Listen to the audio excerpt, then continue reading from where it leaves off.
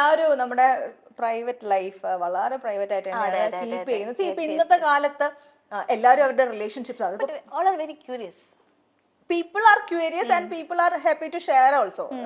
ബാക്കിയുള്ളവരെ കാണിക്കാനും അവരുടെ ഒരു എന്താ പറയാ ഡേറ്റിംഗ് ലൈഫും റിലേഷൻഷിപ്പും ഒക്കെ വളരെ ക്ലിയർ ആയിട്ട് സോഷ്യൽ മീഡിയ കാണിക്കുന്ന ഒരു രീതിയും കൂടെ ഉണ്ട്. പക്ഷെ ഈ കാലത്തിനനുസരിച്ചുള്ള ഒരു രീതിയിലല്ലാതെ വളരെ പ്രൈവറ്റ് ആയിട്ടാണ് പ്രൈവറ്റ് ലൈഫ് കീപ്പ് ചെയ്യുന്നത്. അതിനുള്ള കാരണം അത് വളരെ സ്വാഭാവികമായിട്ട് സംഭവിക്കുന്ന ഒരു കാര്യമാണ്.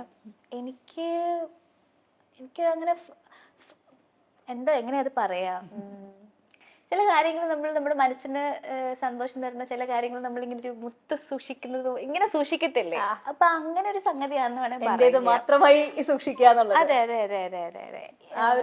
ഒരു പരിധിക്കപ്പുറം ഇല്ല വേണ്ടെന്നാണ് എൻ്റെ ഒരു ആഗ്രഹം. അങ്ങനെ ഇരിക്കണം എന്നാണ് എൻ്റെ ഒരു ആഗ്രഹം. അറിയില്ല, കല്യാണത്തിനെ പറ്റിയുള്ള വാർത്തകളൊക്കെ കുറെ വന്നിരുന്നു.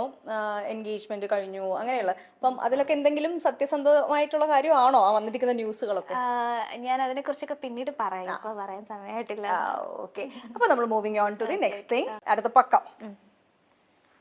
ഓക്കെ, വളരെ സിമ്പിൾ ആണ്, വളരെ ഈസി ആയിട്ട് ചെയ്യാൻ പറ്റും. മ്യൂസിക് സെഗ്മെന്റ് ആണ്. ഇംഗ്ലീഷ് വാക്കുകൾ ഉപയോഗിക്കാത്ത ഒരു പാട്ട് പാടുക. മലയാളം പാട്ട് പാടിയപോലെ? ഞാൻ പറഞ്ഞു വളരെ സിമ്പിൾ ആയി പോയി ക്വസ്റ്റ്യൻ എഴുതിയപ്പോഴേ. അതെന്തപ്പോ അങ്ങനെ ഒരു ചോദ്യം? ഏത് പാട്ടാണ്? പഴയ പാട്ട്. പക്ഷെ പാടാൻ എനിക്കുണ്ട് കേട്ടാ. കുഴപ്പമില്ല, പറ്റുന്ന രീതിയിൽ പാടാ. കടലിന്നഗാധമാം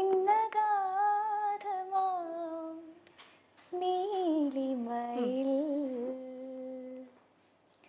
കമനിലിൻ ഹൃദയത്തിനാഴത്തിലാരും അറിയാതെ കാത്തുവച്ചതേതുരാഗം അരുമയാം അനുരാഗ പത്മരാഗം. പത്മരാഗമാണോ? അതാണ് കൺഫ്യൂഷൻ. അതാണ് ഒരു കൺഫ്യൂഷൻ, മനസ്സിലായില്ലേ? സത്യം സത്യം. അതെ അതെ അതെ. അപ്പൊ എന്തായാലും ഈ പാട്ടിൽ എന്തായാലും മുത്തുപോലെ പവിഴം വാക്കുകൾ പറഞ്ഞുതരാനേ പറ്റുള്ളൂ. അവിടെയാണ് കൺഫ്യൂഷൻ വരുന്നത്. പത്മരാഗം, സ്വർഗരാഗം. അതെ അതെ, നമ്മൾ എന്നും കേൾക്കുന്ന പാട്ടാണെങ്കിലും പറഞ്ഞു വരുമ്പോഴത്തേക്കും അതാണോ ഇതാണോ എന്നൊരു സംശയം വരും. ഓക്കെ, അപ്പൊ സക്സസ്ഫുള്ളി കംപ്ലീറ്റഡ് അത് വൺ ഓൾസോ. അപ്പൊ അടുത്ത ചക്കം. സ്വന്തം മുഖത്തോട് സാദൃശ്യമുള്ള ഒരാളെ കണ്ടുമുട്ടിയിട്ടുണ്ട്. കണ്ടുമുട്ടിയിട്ടുണ്ടോ എന്ന് വെച്ചാൽ എനിക്ക് നമുക്ക് കണ്ടാ അങ്ങനെ പെട്ടെന്ന് പിടിയിട്ടത്തില്ല. അങ്ങനെ ഡിറ്റോ സാദൃശ്യമുള്ള ആളെ കണ്ടുമുട്ടിയിട്ടൊന്നുമില്ല. പിന്നെ ഒത്തിരി പേര് ഓൺലൈനിലും ഒക്കെ, പിന്നെ ഇപ്പൊ കൊളീഗ്സ് കൂടെ വർക്ക് ചെയ്യുന്ന കൊളീഗ്സ് ഒക്കെ ഇങ്ങനെ ആളെ പോലെ ഇരിക്കുന്നെന്ന് പറയാം. അങ്ങനെ കുറെ പേരുടെ പേര് പറഞ്ഞിട്ടുണ്ട്. അങ്ങനെ എനിക്കും തോന്നിയിട്ടുള്ള ഒരാളാണ്. നേരിട്ട് കാണുന്നതിനേക്കാൾ കൂടുതൽ നമ്മള് സ്ക്രീനിൽ കാണുമ്പോൾ ഭയങ്കരമായിട്ട് സിമിലാരിറ്റി തോന്നിയിട്ടുള്ള ആക്ട്രസ് ഒക്കെ ഉണ്ട്. അതെ അതെ അതെ. ഏറ്റവും കൂടുതൽ കേൾക്കുന്ന ആരുമായിട്ടുള്ള ഏറ്റവും കൂടുതൽ ഇപ്പൊ കേൾക്കുന്നത് നമ്മുടെ പാൻ ഇന്ത്യൻ സ്റ്റാർ ക്യൂട്ട്നെസിന്റെ. അതെ അതെ അതെ അതെ അതെ. രശ്മിക ശരിക്കും കേട്ടോ, എനിക്ക് എവിടെയൊക്കെയോ തോന്നാറുണ്ട് ചില ഫോട്ടോസ് ചില ആംഗിളില് അങ്ങനെ പറഞ്ഞു കേൾക്കുന്നത് ശരിയോ എന്തോ ഇതാണ്. പക്ഷെ അത് മാത്രമല്ല കേട്ടോ, ഷംന കാസിമിനെ പോലെ ഇരിക്കുന്നു എന്ന് ചിലർ പറയും. ചിലർ പലതും തോന്നുവേ. ഷംന കാസിം ഒരു ദിവസം എന്നെ കണ്ടപ്പോൾ പറഞ്ഞു സുമലതേനെ പോലെ ഇരിക്കുന്നു.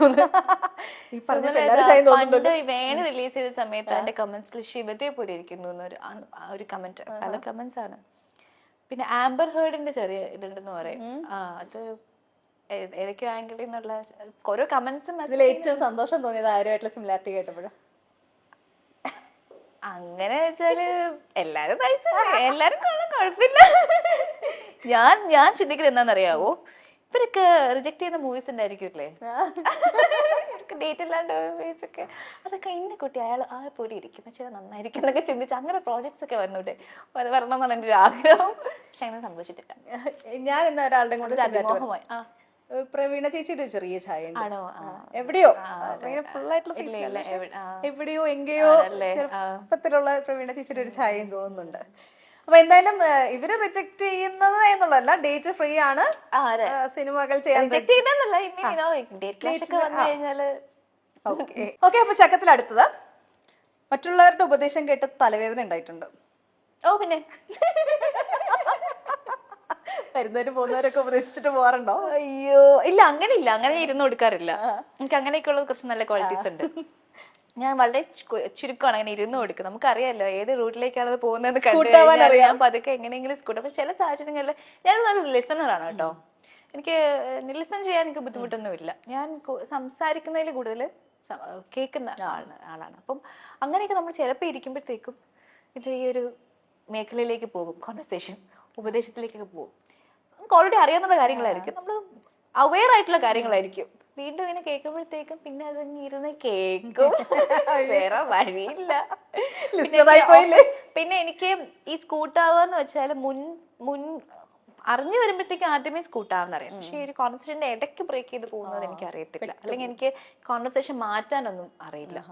അപ്പൊ എനിക്ക് അവര് സംസാരിക്കുന്ന ആളെ മാനിക്കണം എന്ന് വിചാരിച്ചിട്ട് നല്ലൊരു പറഞ്ഞ് തീർക്കട്ടെ എന്ന് വിചാരിച്ചങ്ങ് അങ്ങനെ വെയിറ്റ് ചെയ്തിരിക്കും. അതെ, ഐ ആം ട്രാപ്ഡ്. പ്രത്യേകിച്ച് ഉപദേശം എന്നൊക്കെ പറയുമ്പോ ഒന്നും പറയണ്ട. ഏറ്റവും കൂടുതൽ കേട്ട് വെറുത്ത ഉപദേശം ഏതായിരിക്കും? എല്ലാരും വന്ന് ഉപദേശം ഫോൺ എടുക്കാന്ന് പ്രശ്നമാണോ? ഫോൺ വിഷയമാണ് അത്. അതായത് ഫുൾ ടൈം ഫോൺ കയ്യിൽ വെക്കാത്ത ഒരാളായത് കൊണ്ടാണ്. എനിക്കെന്ന് വെച്ചാല് ഞാൻ ഫോൺ മാറ്റി വെച്ചിട്ട് ഒരു കാര്യമുണ്ട്. അതായത് എനിക്ക് ഒന്നാമത്തെ ഞാൻ ഒരാളോട് ഞാൻ നല്ല മൂഡിൽ സംസാരിക്കാൻ നല്ലതായിട്ട് ഇരിക്കുന്ന സമയത്ത് ഞാൻ സംസാരിക്കത്തുള്ളൂ. ഇപ്പൊ എൻക്വയറി ആണെങ്കിലും എന്താണെങ്കിലും മൂഡ് മാറ്റേഴ്സ്. പിന്നെ ചില ആൾക്കാർ ഒരാളോട് സംസാരിച്ചപ്പോൾ കുറച്ച് അധികം നേരം ആയി കഴിഞ്ഞാൽ ഞാൻ അങ്ങ് സാച്ചുറേറ്റഡ് ആയി പോകും. അപ്പൊ എനിക്കിനി വേറൊരാളോട് സംസാരിക്കാനുള്ള എനർജി കാണില്ല. അപ്പൊ ഞാൻ ഫോൺ അവിടെ വെച്ചിട്ട് ഞാൻ എന്റെ വഴിക്ക് പോകും. ആ സമയത്തായിരിക്കും കുറെ കോൾസും കാര്യങ്ങളും വരുന്നത്. ചിലപ്പോൾ എനിക്ക് മാനേജ് ചെയ്യാൻ പറ്റാത്തപ്പോഴാണ് തിരികെ. പക്ഷെ അതൊക്കെ ഒരുപാട് പേർക്ക് അത് ഹേർട്ടായിട്ടുണ്ട്, വിഷമമായിട്ടുണ്ട്, നമ്മളത് പിണങ്ങിയിരിക്കുന്നവരുണ്ട്. അതെ, ചിലരൊക്കെ നന്നായിട്ട് അണ്ടർസ്റ്റാൻഡ് ചെയ്യുന്ന ആൾക്കാരും ഉണ്ട്. അപ്പോ ഉപദേശം ഫോൺ സമയത്ത് ഫോൺ എടുക്കുക, ഫോളോ അപ്പ് ചെയ്യുക എന്നുള്ളതാണ് ഉപദേശം ഏറ്റവും കൂടുതൽ കേട്ടിട്ടുള്ളത്. പിന്നെ ഇത് തന്നെയാണ് കരിയർ വൈസ് ഉപദേശമൊക്കെ ആരെങ്കിലൊക്കെ തരാറുണ്ടോ ഇടയ്ക്കിടയ്ക്ക്? അങ്ങനെ ചെയ്യണം, ഇങ്ങനെ ചെയ്യാൻ പാടില്ല എന്നൊക്കെ. അതൊക്കെ തരും. അത് തരാറുണ്ട് ഇൻ ദ സെൻസ് ഉണ്ട് ഇങ്ങനെ വേണം അങ്ങനെ വേണം എന്ന് പറയുന്നു. പക്ഷെ നമുക്കറിയാലോ നമുക്ക് എന്ത് വേണം എന്നുള്ളതിനെ കുറിച്ച് നമുക്കൊരു ഐഡിയ ഉണ്ടല്ലോ. അപ്പൊ ഞാൻ അതനുസരിച്ചാണ് പോകുന്നത്. ഇപ്പം സോഷ്യൽ മീഡിയയില് നമ്മളെ തന്നെ വിഷ്വൽസ് വരുന്ന സമയത്ത് അതിനകത്ത് പോസിറ്റീവ് ആയിട്ടുള്ളതും നെഗറ്റീവ് ആയിട്ടുള്ള കമന്റ്സും ഒരുപോലെ വരാം. അല്ലെങ്കിൽ ചിലപ്പോൾ നെഗറ്റീവിനായിരിക്കും കൂടുതൽ. ഒരാള് എന്തെങ്കിലും മോശമായിട്ട് പറഞ്ഞു തുടങ്ങി കഴിഞ്ഞാൽ പിന്നെ അത് കാട്ടുതീ പോലെ പടർന്ന് എല്ലാവരും അത് പറയാനുള്ള ഏറ്റെടുത്ത് പറയുന്ന ഒരു ട്രെൻഡ് ഉണ്ട്. അപ്പോൾ കഴിഞ്ഞ ദിവസം ഒരു ഇന്റർവ്യൂ, ഞാൻ ഡയാനയാണ് എൻ്റെ ഗസ്റ്റ് എന്നറിഞ്ഞപ്പോൾ ഞാൻ കുറച്ച് റെഫറൻസ് എടുക്കുമായിരുന്നു. അപ്പൊ അതിനകത്ത് ഒരു ഇന്റർവ്യൂല് മതത്തിനെ കുറിച്ച് പറയുന്നുണ്ടായിരുന്നു. സോ അപ്പൊ ആ പറഞ്ഞ വേർഡ് ഡിഫൈൻ ചെയ്യാൻ വേണ്ടി എടുത്തൊരു വേർഡിനെ ബേസ് ചെയ്ത് ആൾക്കാർ ഭയങ്കരമായിട്ട് നെഗറ്റീവ് പറയുന്നുണ്ടായിരുന്നു. സോ വളരെ സീരിയസ് ആയിട്ടുള്ള ഒരു വിഷയമാണ് മതം എന്ന് പറയുന്നത്. നമ്മൾ മതം നിഷ്കർഷിക്കുന്നതായിട്ടുള്ള കുറെ രീതികൾ നമ്മൾ ഫോളോ ചെയ്ത് പോകുന്ന ആൾക്കാരാണെങ്കിൽ പോലും നമ്മുടെ പ്രൊഫഷന് വേണ്ടി നമുക്ക് എപ്പോഴും കൃത്യമായ രീതികൾ ഫോളോ ചെയ്യാൻ പറ്റാതിരിക്കും. അപ്പൊ അങ്ങനത്തെ ഉള്ള സിറ്റുവേഷനിൽ വരുന്ന നെഗറ്റീവ്സിനെ എങ്ങനെയാണ് ഡീൽ ചെയ്യുന്നത്?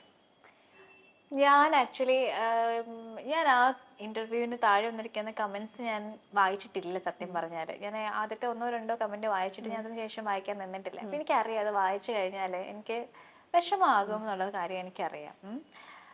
പിന്നെ നമ്മൾ ഈ ഒരു ശരിക്കും നമ്മൾ ഈ മതം എന്നുള്ളൊരു വാക്ക് തന്നെ നമ്മൾ പറഞ്ഞല്ലോ, നമുക്കതിന് കിട്ടുന്ന റെസ്പോൺസ് ഭയങ്കര നമ്പർ ഓഫ് റെസ്പോൺസ് ഭയങ്കര ഹൈ ആയിരിക്കും. അത് ആൾക്കാരെ ഭയങ്കരമായിട്ട് പ്രൊവോക്ക് ചെയ്യുന്ന ഒന്നാണ്. നമ്മൾ നല്ലത് പറഞ്ഞാലും എന്തെങ്കിലും ആ വാക്ക് പറഞ്ഞാൽ മതി അതിങ്ങനെ വരും. അപ്പൊ ഞാനത് വളരെ കാഷ്വലായിട്ട് ഞാൻ സംസാരിച്ചു പോയൊരു വിഷയമാണ്. It's very important for me actually. എനിക്ക് വളരെ വിലപ്പെട്ടതാണ് എൻ്റെ വിശ്വാസങ്ങൾ. അപ്പോൾ അതിനെക്കുറിച്ച് ഞാൻ കാഷ്വൽ സംസാരിച്ചു പോയപ്പോഴത്തേക്കും അത് പല ആൾക്കാരെ വ്യാഖ്യാനിച്ചിരിക്കുന്നതും പല രീതിയിലാണ്. അത് പലരും ഉൾക്കൊണ്ടിരിക്കുന്നത് വളരെ ഡിഫറെൻ്റ് ആയിട്ട്. ഞാൻ ഉദ്ദേശിച്ച കാര്യങ്ങളോ അങ്ങനെയൊന്നും അല്ല, അവരുടേതായ രീതിയിലാണ് റെസ്പോണ്ട് ചെയ്തിരിക്കുന്നത്. നമുക്കൊന്നും ചെയ്യാൻ പറ്റില്ല. ഞാൻ ഹെൽപ്ലെസ് ആണ്. നമുക്ക് ആരുടെയും വായും മൂടിക്കെട്ടാനൊന്നും പറ്റത്തില്ല.